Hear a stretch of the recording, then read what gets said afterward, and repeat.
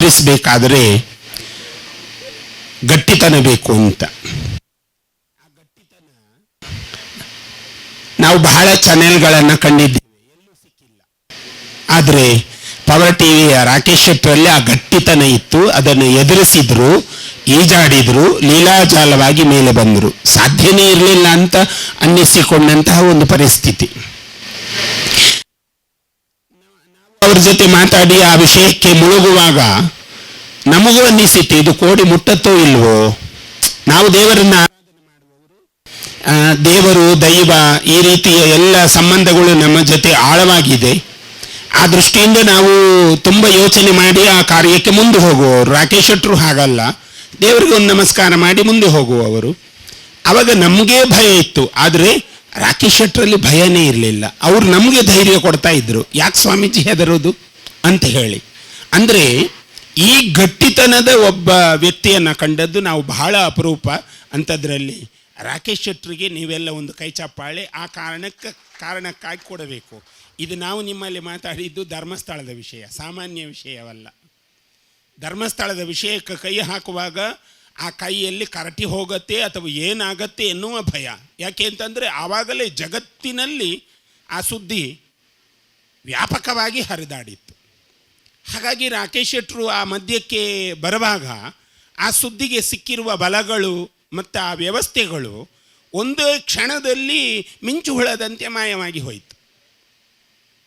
ಆ ವಿಷಯವನ್ನು ನಾವು ಕಣ್ಣಾರೆ ಕಂಡೆವು. ಆಮೇಲಿಂದ ಬಿಡಿ, ಅದು ಆಮೇಲಿಂದ ನಂಟು ಬೆಳೆದು ಹೋಯಿತು, ಅದು ತುಂಬ ಸುದೀರ್ಘವಾಗಿ ಹೋಯಿತು, ಇವತ್ತಿಲ್ಲಿ ಬರುವವರೆವಿಗೆ ನಿಲ್ಲಿಸಿದೆ ಅದು. ಹಾಗಾಗಿ ನಾವಿವತ್ತು ಬಂದದ್ದು ಕಾಕತಾಳೀಯ. ನಾವು ಸತ್ಯವನ್ನು ಹೊರಗೆ ಹಾಕಿದರೆ ಅದು ಮತ್ತೆ ಎಲ್ಲೋ ಆಕ್ಸಿಡೆಂಟ್ ಆಗ್ಬೋದು. ಹಾಗಾಗಿ ಆ ಸತ್ಯ ಹೊರಗೆ ಹಾಕಲ್ಲ. ನಾವು 13ಕ್ಕೆ ಬೆಂಗಳೂರಿಗೆ ಬರಬೇಕು ಅಂತ ಭಾವಿಸಿಕೊಂಡಿದ್ದೆವು. ಮನಸ್ಸಿನಲ್ಲಿ ನಿರ್ಣಯವಾಯಿತು, ಆಯಿತು ಬರೋದು ಅಂತಾಯಿತು. ಹಾಗಾಗಿ ಬರಬೇಕಾದ್ರೆ ನಮಗೊಂದು ಕಾರ್ಯಕ್ರಮ ಜೋಡಣೆ ಆಯಿತು. ಅದು ಒಂದು ಶಾಕಾಹಾರಿ ಹೋಟೆಲನ್ನು ಉದ್ಘಾಟನೆ ಮಾಡೋದು. ಅದು ಕೃಷ್ಣ ತೀರ್ಥ ಆ ಹೋಟೆಲಿನ ಹೆಸರು. ಆ ತೀರ್ಥ ಕುಡಿದು ಇಲ್ಲಿಗೆ ಬಂದೆವು. ಕಾರಣ ಯಾವ ರೂಪದಲ್ಲಿ ಭಗವಂತ ನಮ್ಮನ್ನು ಒಟ್ಟು ಹಾಕಿಸ್ತಾನೆ ಅಂತ ಹೇಳಿದರೆ, ಹೇಳ್ತಾರಲ್ಲ, ಪ್ರೀತಿ ಬೇಕು, ಯಾವುದಕ್ಕೂ ಪ್ರೀತಿ ಬೇಕು, ಸಂಪತ್ತು ಬೇಡ. ಸಂಪತ್ತು ಪ್ರೀತಿಯ ಜೊತೆ ಬಂದು ಬಿಡ್ತದೆ. ಈಗ ಇರಾನ್ನಲ್ಲಿ ನೀವು ಸಂಪತ್ತು ಕೊಂಡೋಗಿಡಿ ನೋಡಿ, ಇಸ್ರೇಲಲ್ಲಿ ಒಂದು ಸಂಪತ್ತನ್ನು ಕೊಂಡೋಗಿಡಿ, ಯಾರಿಗಾದರೂ ಬೇಕಾ? ಅವರು ಮೊದಲು ಹೇಳೋದು ನಮ್ಮನ್ನೊಂದು ಬದುಕಿಸಿ ಅಂತ. ಅಂದರೆ ಈ ಬದುಕು ಅನ್ನೋದು ಬಹಳ ಕಷ್ಟ ಅನ್ನುವ ಮಟ್ಟಕ್ಕೆ ಬಂದು ಮುಟ್ಟಿದೆ. ಆ ದೃಷ್ಟಿಯಿಂದ ಹಲವಾರು ಮಂದಿಯನ್ನು ನಾವು ಮಾತಾಡಿಸಿದಾಗ ಹಲವಾರು ಮಂದಿಗಳಿಗೆ ಬದುಕು ಕೊಟ್ಟವರು ರಾಕೇಶ್ ಶೆಟ್ಟರು. ಅವರ ಕೆಲಸಗಳು ಗೊತ್ತೇ ಆಗ್ತಾ ಇರಲಿಲ್ಲ, ಎಲ್ಲೆಲ್ಲಿ ಅವರು ಕೆಲಸ ಮಾಡ್ತಾರೆ.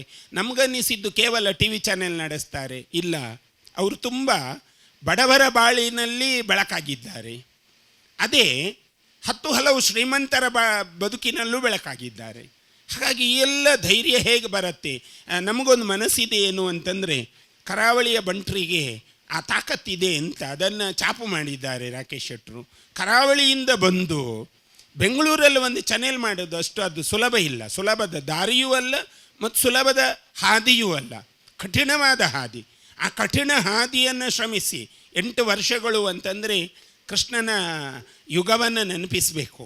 ಕೃಷ್ಣ ಜನ್ಮವೆತ್ತಿ ಬಂದದ್ದು ಕಾರಾಗೃಹದ ಒಳಗೆ. ಕಾರಾಗೃಹದ ಒಳಗೆ ಜನ್ಮವೆತ್ತಿ ಬಂದಾಗ ಎಲ್ಲರಿಗೆ ಅನ್ನಿಸಿತಂತೆ, ಕತ್ತಲೆ ಕೋಣೆ ಒಳಗೆ ಬಂದಿದ್ದಾನೆ, ಕತ್ತಲೆ ಕೋಣೆ ಒಳಗೆ ಬಂದವ ಇನ್ನೆಲ್ಲಿ ಬೆಳಕು ಕೊಡ್ತಾನೆ, ಅವನಿಗೆ ಬೆಳಕಿಲ್ವಲ್ಲ, ಇನ್ಯಾರಿಗೆ ಬೆಳಕು ಕೊಡ್ತಾನಿವ ಅಂತ ಕಂಡುಕೊಂಡ್ರಂತೆ. ಕಂಸನಿಗಂತೂ ಅದು ಮನಸ್ಸಿಗೆ ಹಾಸು ಹೊಕ್ಕಾಗಿ ಹೋಯಿತು. ಕತ್ತಲೆ ಕೋಣೆಯಲ್ಲಿ ಬಂದಿದ್ದಾನೆ, ಕತ್ತಲಲ್ಲಿ ಹುಟ್ಟಿದ್ದಾನೆ, ಅವನಿಂದ ಏನು ಆಗತ್ತೆ ಅನ್ನುವ ಭಾವ ಇತ್ತಂತೆ. ಕೃಷ್ಣ ಅದನ್ನೆಲ್ಲೂ ತೋರಿಸಲಿಲ್ಲ.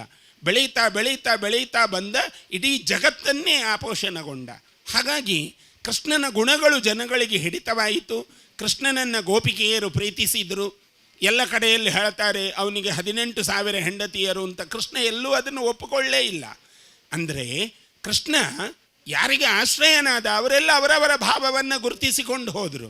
ಯಾರ್ಯಾರ ಭಾವದಲ್ಲಿ ಯಾವ ರೂಪ ಇರುತ್ತೋ ಆವ ಭಾವಗಳು ಹಾಗೆ ಹೋಗ್ತಾ ಇರ್ತದೆ. ಆ ಸ್ಥಿತಿಯಲ್ಲಿ ಬಹುಶಃ ರಾಕೇಶ್ ಶೆಟ್ಟರು ಬೆಳೆದು ಬಂದರು.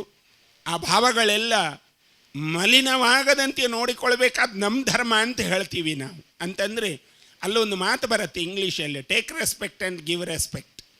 ನಾವು ಏನು ಆ ಗೌರವವನ್ನು ಕೊಡ್ತೇವೆ, ಏನು ನಾವು ಆ ಗೌರವವನ್ನು ಪಡ್ಕೊಳ್ತೇವೆ, ಅದರ ಮೇಲೆ ಆ ಸ್ಥಾನಮಾನಗಳು ಕೂಡ ನಿಂತ್ಕೊಳ್ಳತ್ತೆ. ಆ ದೃಷ್ಟಿಯಿಂದ ಪವರ್ ಟಿ ವಿಗೆ ಒಂದು ಶಕ್ತಿಯಾಗಿ ಆ ಪವರನ್ನು ಜಗತ್ತಿನಲ್ಲಿ ಬೆಳೆಸಿಕೊಂಡು ಜಗತ್ತಿನಾದ್ಯಂತ ಅದನ್ನು ಗಟ್ಟಿತನದಲ್ಲಿ ನಿಲ್ಲಿಸಿಕೊಂಡು ಬಂದ ರಾಕೇಶ್ ಶೆಟ್ಟರು 50 ವರ್ಷದಲ್ಲಿ 50 ಸಂವತ್ಸರದಲ್ಲಿ ಕಾಲಿಟ್ಟಿದ್ದಾರೆ ಅಂತಂದರೆ, 50 ಸಂವತ್ಸರವನ್ನು ಮುಗಿಸಿಕೊಂಡಿದ್ದಾರೆ ಅಂತಂದರೆ ನಮಗೆ ನಂಬಲಿಕ್ಕೆ ಸಾಧ್ಯ ಇಲ್ಲ. ಹಾಗಾಗಿ ಆ 50 ಈಗಾಗಲೇ ವಾಹಕರು ಹೇಳಿದ ಹಾಗೆ 50 ಅಂದರೆ ಗೋಲ್ಡನ್ ಜುಬಿಲಿ, ಅಂದರೆ ಅದು ಚಿನ್ನದ ಹಬ್ಬ. ಆ ಚಿನ್ನದ ಹಬ್ಬದಲ್ಲಿ ಅವರು ಬಂದು ನಿಂತುಕೊಂಡಿದ್ದಾರೆ ಅಂತಂದರೆ ಮುಂದೆ ಕಷ್ಟ ಇಲ್ವಾ? ಕಷ್ಟ ಎಲ್ಲರಿಗಿದೆ, ಭಗವಂತನಿಗೆ ಇದೆ ಕಷ್ಟ, ಸಾಮಾನ್ಯ ಮನುಷ್ಯರ ಪಾಡೇನು. ಹಾಗಿರುವುದರಿಂದ ಆ 50 ವರ್ಷಗಳ ಸಂವತ್ಸರವನ್ನು ಬಾಳಿ ಬೆಳಕಾಗಿ ಎಲ್ಲರ ಬದುಕಿನಲ್ಲಿ ಒಂದು ಆಶ್ರಯದಾತರಾಗಿರುವ ರಾಕೇಶ್ ಶೆಟ್ಟರಿಗೆ ಹುಟ್ಟುಹಬ್ಬದ ದೇವತಾನುಗ್ರಹವನ್ನು ಪ್ರಾರ್ಥಿಸಿಕೊಂಡು, ಅವರ ಕುಟುಂಬ ಇದೆ. ಕುಟುಂಬ ಅಂದರೆ ಕೇವಲ ಮಗಳು ಸತಿ ಅಷ್ಟೇ ಅಲ್ಲ, ಅವರು ಕಟ್ಟಿಕೊಂಡಿರುವ ಪವರ್ ಟಿ ವಿಯ ಕುಟುಂಬ ಇದೆ, ಅದು ಬಹಳ ದೊಡ್ಡ ಕುಟುಂಬ. ಸುಮಾರು ಮಂದಿ ಉದ್ಯೋಗದಾತರಾಗಿ ಉದ್ಯೋಗವನ್ನು ಆಶ್ರಯಿಸಿಕೊಂಡು ಬೆನ್ನಿಗೆ ಬೆನ್ನಾಗಿ ನಿಂತುಕೊಂಡು ಬೆನ್ನೆಲುಬಾಗಿ ನಿಂತುಕೊಂಡು ನಡೆಸಿಕೊಂಡ ಬಹಳ ಮಂದಿ ಇದ್ದಾರೆ. ಹಾಗಾಗಿ ಅಂತಹ ಹಿರಿಯ ಪತ್ರಕರ್ತರು ಇದ್ದಾರೆ. ಇವರೆಲ್ಲರ ಸಮ್ಮುಖದಲ್ಲಿ ಒಂದು ಒಳ್ಳೆಯ ಕಾರ್ಯಕ್ರಮ, ಇದನ್ನು ಮನಸ್ಸಿನಲ್ಲಿಟ್ಟುಕೊಳ್ಬೇಕನ್ನುವ ರೀತಿಯಲ್ಲಿ ಆ ಪ್ರಯತ್ನಗಳು ನಡೆದಿದೆ. ಹಾಗಾಗಿ ಎಲ್ಲರಿಗೂ ದೇವತಾನುಗ್ರಹವನ್ನು ಪ್ರಾರ್ಥನೆ ಮಾಡಿ, ಶುಕ ಮಹರ್ಷಿಗಳು ಪರೀಕ್ಷಿತ ರಾಜನಿಗೆ ಮೋಕ್ಷಕ್ಕೆ ಹೋಗಬೇಕು, ಕಿಮಲಭ್ಯಂ ಭಗವತೆ ಪ್ರಸನ್ನೇ ಶ್ರೀನಿಕೇತನ ಅಂತ. ಪರೀಕ್ಷಿತ ರಾಜ ಒದ್ದಾಡ್ತಾನೆ, ದೇಹದ ಆಯಾಸ, ದೇಹದ ಬಳಲಿಕೆ, ಆ ದೇಹದ ಬಳಲಿಕೆ ದೇಹದ ಆಯಾಸವನ್ನು ಕಂಡು ಬೇಡ, ಈ ಬದುಕು ಬೇಡ, ಒಮ್ಮೆ ಹೋಗಿಬಿಡೋಣ ಅಂತ ಶುಕ ಮಹರ್ಷಿಗಳನ್ನು ಕೇಳಿದಾಗ ಮಹರ್ಷಿಗಳು ಹೇಳ್ತಾರೆ, ರಾಜ ಒಳಗಿನ ಕಣ್ಣನ್ನು ತೆರೆಯಬೇಕು, ಹೊರಗಿನ ಕಣ್ಣನ್ನು ಮುಚ್ಚಿಬಿಡು ಅಂತಾರೆ. ಹಾಗಾಗಿ ಇವತ್ತು 50 ವರ್ಷದ ಸಂವತ್ಸರದಲ್ಲಿ ಸನ್ಮಾನ್ಯ ರಾಕೇಶ್ ಶೆಟ್ಟರು ಇದ್ದಾರೆ. ಒಳಗಣ್ಣನ್ನು ತೆರೆದು ಇಡೀ ಕುಟುಂಬವನ್ನು ಮುನ್ನಡೆಸಬೇಕು. ಅಂತಹ ಒಂದು ಚಾಪಿಗೆ ನಾವೆಲ್ಲರೂ ಅವರಿಗೆ ಆಶೀರ್ವದಿಸಬೇಕು. ಹಿರಿಯವರು ಆಶೀರ್ವದಿಸಬೇಕು, ಕಿರಿಯವರು ಆಶೀರ್ವಾದ ತಗೊಳ್ಬೇಕು, ಅದು ಎರಡನೆಯ ಮಾತು. ಆದರೆ ಮಾತೇ ಮುತ್ತಾಗಬೇಕು. ಮುತ್ತು ಪೋಣಿಸ್ತಾ ಹೋಗ್ತಾ ಇದ್ದರೆ ಆ ಮುತ್ತಿನ ದಾರ ಬಹಳ ಗಟ್ಟಿಯಾಗಿರುತ್ತೆ. ಆ ದೃಷ್ಟಿಯಿಂದ ರಾಕೇಶ್ ಶೆಟ್ಟರ ಜೀವನ ಸುಖಮಯವಾಗಿರಲಿ, ಅವರ ಬದುಕು ಬಂಗಾರವಾಗಿರಲಿ. ಬಂಗಾರದ ತಟ್ಟೆಯ ಊಟ ಅಮೃತ ತುಲ್ಯ ಅಂತ ಹೇಳ್ತಾರೆ. ಹಾಲು ಪರಮಾನ್ನವನ್ನು ಚಿನ್ನದ ತಟ್ಟೆಯಲ್ಲಿ ಊಟ ಮಾಡಬೇಕಂತೆ. ಹಾಗಾಗಿ ಹಿಂದೆ ಎಲ್ಲ ರಾಜ ಮಹಾರಾಜಗಳು, ಮಾಂಧಾತ, ಅಂಬರೀಷಾದಿ ಚಕ್ರವರ್ತಿಗಳೆಲ್ಲ ಚಿನ್ನದ ತಟ್ಟೆಯಲ್ಲಿ ಭಿಕ್ಷೆ ಮಾಡ್ತಿದ್ರಂತೆ. ಅದು ಅಮೃತ ತುಲ್ಯ ಅಂತ ಹೇಳ್ತಾರೆ. ಉಪ್ಪಿಲ್ಲದ ಅಡುಗೆ, ಹಾಲಿಲ್ಲದ ಕಷಾಯ, ಇದೆರಡು ಕೂಡ ಅಮೃತ ತುಲ್ಯ ಅಂತ ಹೇಳ್ತಾರೆ. ಹಾಗಿರುವುದರಿಂದ ಅಂತಹ ಒಂದು ಬದುಕನ್ನು ರಾಕೇಶ್ ಶೆಟ್ಟರು ಮತ್ತು ಇಡೀ ಪವರ್ ಟಿ ವಿಗೆ ನಾವು ಆರಾಧಿಸಿಕೊಂಡು ಬರುವ ದೇವರು, ಈ ಭಾಗದ ಗ್ರಾಮ ದೇವರು, ಗ್ರಾಮ ಸತ್ಯಗಳು, ನಾವು ನಂಬಿಕೊಂಡು ಬಂದ ಎಲ್ಲ ದೈವ ದೇವರು ಅನುಗ್ರಹಿಸಲಿ ಅಂತ ಈ ಸಂದರ್ಭದಲ್ಲಿ ಅವರಿಗೆ ದೇವತಾನುಗ್ರಹವನ್ನು ಪ್ರಾರ್ಥಿಸಿಕೊಂಡು ಸೇರಿರುವ ಎಲ್ಲರನ್ನ ಅಭಿನಂದಿಸಿಕೊಂಡು ವಿರಮಿಸ್ತೇವೆ. ಪ್ರಭು ಶ್ರೀಮದ್ ರಾಮಚಂದ್ರ ಅರ್ಪಣಮಸ್ತು.